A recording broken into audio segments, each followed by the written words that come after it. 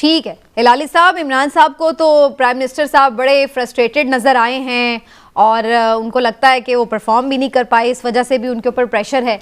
आपका क्या एनालिसिस है, आज उन्हें क्यों खुद मैदान में उतरना पड़ा है, क्यों जलसे करने पड़े हैं पीटीआई को, और आप समझते हैं कि ये वीकनेस को शो करेगा या स्ट्रेंथ शो करेगा? नहीं, पहली बात तो मैं हैरान हूं कि एक पॉलिटिकल लीडर, एक अवामी पार्टी का पॉलिटिकल लीडर वो जलसे कर रहा है और आप लोग सब हैरान हैं इसलिए कि अगर वो प्राइम मिनिस्टर बन गया तो उसका क्या जलसा करना मना है? और जलसे में आए और एक जबरदस्त जलसे में आए और उसको सपोर्ट मिले, हालांकि महंगाई है और जो ऑपोजिशन उनके बारे में कह रहे हैं, आपने क्राउड देखा और आप समझते हैं कि इसके माने घबरा गया है। आई डोंट नो आप लोगों का स्टैंडर्ड क्या है, मगर मैं समझता हूं एक पॉलिटिकल लीडर को वाकई आना चाहिए मैदान में। आप कहते हैं वो फ्रस्ट्रेटेड है, कौन फ्रस्ट्रेटेड नहीं है इस मुल्क में कि चोर जाते नहीं है जेल, कबड़ी नहीं पकड़े जाते हैं, बेल पे बेल मिलता है और भाग जाते हैं मुल्क से। आप सब फ्रस्ट्रेटेड नहीं है? मैं कहता हूं हर आदमी फ्रस्ट्रेटेड है।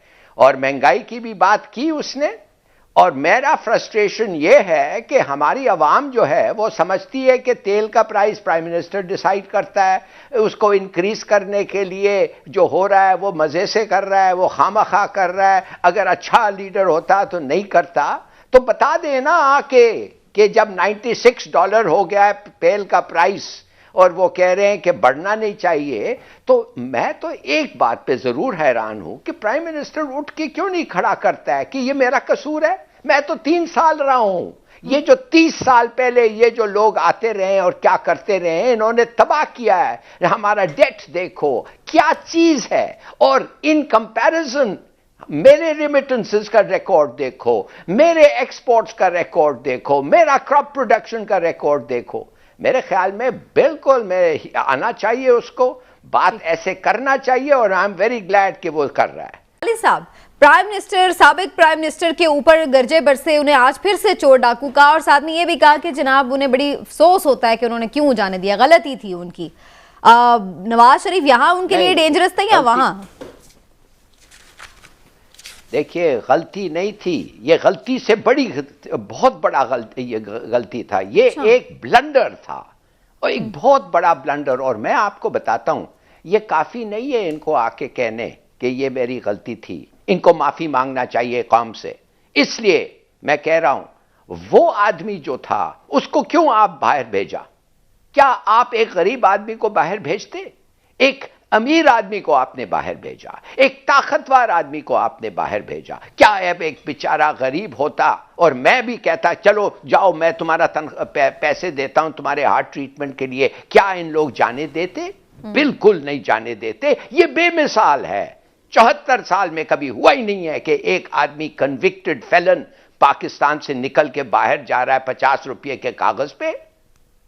ये सबसे बड़ी गलती जिससे वो पछता रहे हैं और भी पछताएंगे। इसलिए उधर बैठ के क्या कर रहा है शरीफ, मुझे पता, लोगों को पता है, हमें रिएक्शन इधर आ रहे हैं, इंफॉर्मेशन इधर आ रहे हैं, किसको मिलना, क्या करना, क्या प्लान करना।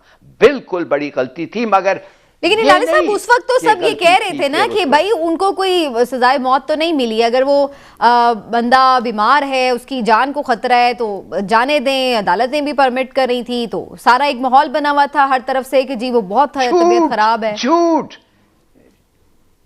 था वो पूरा, सबको पता है। वो एक खेल थी, ये प्लेटलेट्स का खेल नहीं पता चला? सबको नहीं पता चला? 1,50,000 से 4 लाख प्लेटलेट्स होना चाहिए और ये 20,000 प्लेटलेट से सीढ़ियां चढ़ रहा है। ये नहीं पता था उनको? Absolute nonsense. खुदा के लिए ऐसा ना कहें। और इनको माफी नहीं, इनको सर झुका देना चाहिए लोगों के सामने कि ये स्कैंडल पे। तो फिर आपका इस पे स्टांस क्या है हिलाली साहब? हाँ, मैं यही पूछ रही थी, आपका स्टांस क्या है कि उन्हें प्राइम मिनिस्टर साहब को बेवकूफ बन जाने पर माफी मांगनी चाहिए कि उन्हें पता नहीं चल सका, या फिर इस बात पर माफी मांगनी चाहिए कि वो शामिल थे अगर ये किसी प्लान या डील के तहत प्राइम मिनिस्टर साबिक जो थे वो गए? तो क्या आपको लगता है दोनों में से कौन सा ऑप्शन है? कम से कम देखिए, सीधी तो बात कभी नहीं निकलेगी। कम से कम आके कह दें कि मैं शर्मिंदा हूं कि मैंने ठीक तरीके से इसे इन्वेस्टिगेट नहीं किया। मैं शर्मिंदा हूं कि मुझे जो एडवाइस मिला था गलत था, और वो लोगों ने जिसने दिया था उनको किसने पुट अप किया था, मैंने इंक्वायर नहीं किया।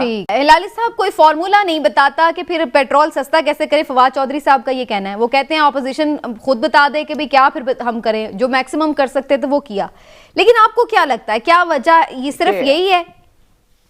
जी, सीधी बात यह है, आपने एक बड़ा रेलेवेंट फैक्ट पॉइंट आउट किया कि उस जमाने में डॉलर की क्या कीमत थी।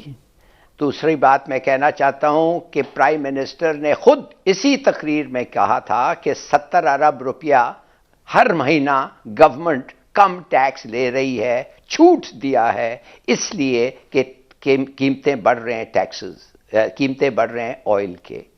देखिए, आई मीन मैं तो क्यों नहीं, इन लोग कहते हैं कि अच्छा हम ये है हमारा प्रोजेक्ट, हम इस तरीके से पेट्रोल के पंप बढ़ाएंगे नहीं, हम कम पेट्रोल का प्राइस हम बढ़ाएंगे नहीं, कम कर देंगे। बताओ यार, तुम लोग नो कॉन्फिडेंस मोशन लेके आना चाहते हो। चलो तुम्हें पता नहीं है तुम्हारा प्राइम मिनिस्टर कौन होगा आज तक, मगर ये तो बता दो मुल्क को कि हम जब आएंगे ये करेंगे। Why don't you give a plan? सही प्लान भी नहीं देते हैं, कहते भी कुछ नहीं है। इस देर सारे सीक्रेट्स थोड़ी दे देंगे हिलाली साहब। अच्छा हिलाली साहब, इस पे भी बताएं आपको क्यों नहीं दें भाई? ये क्या कोई मॉडल साइंस है? वो फिर क्रेडिट तो सारा इनको मिल जाएगा ना, ये दौर में कम हो जाएगा। लेकिन हिलाली साहब जानबूझ के नहीं देते, ना नाम देते हैं ना प्लान देते हैं। वो कहते हैं इस प्लान पे इमरान खान साहब ने अमल कर दिया तो फिर हमारा क्या बनेगा? अच्छा हिलाली साहब ये बताएं कि प्राइम मिनिस्टर साबिक वजीर आजम नवाज शरीफ की मकबूलियत क्यों बढ़ी है? यहाँ पर तो आप और बहुत सारे आपके हम ख्याल लोग और उनके अपोजिट जो लोग हैं सब ये कहते हैं कि जनाब वो तो इररिलेवेंट हो गए हैं, वो तो बाहर चले गए, वो तो करप्शन केसेस हैं वगैरह वगैरह। लेकिन भाई यहाँ पर तो सूरत हाल, उस सूबे में भी उनकी मकबूलियत में इजाफा हो गया जहाँ उनकी प्रेजेंस ही नहीं है। अभी ये बल्दियाती इंतखाब में 93 वोट पड़े, 93 मेयर के इलेक्शन में। Thank you. तो जिस सूबे में उसके पास एक सीट नहीं है, एक वोट नहीं है, कोई गया ही नहीं है, कैंपेन ही नहीं किया है, तो उसका पॉपुलैरिटी क्यों बन गया, बड़ा हो गया? आपको मैं एक चीज बताता हूं, आप लिंक खुद कर दें।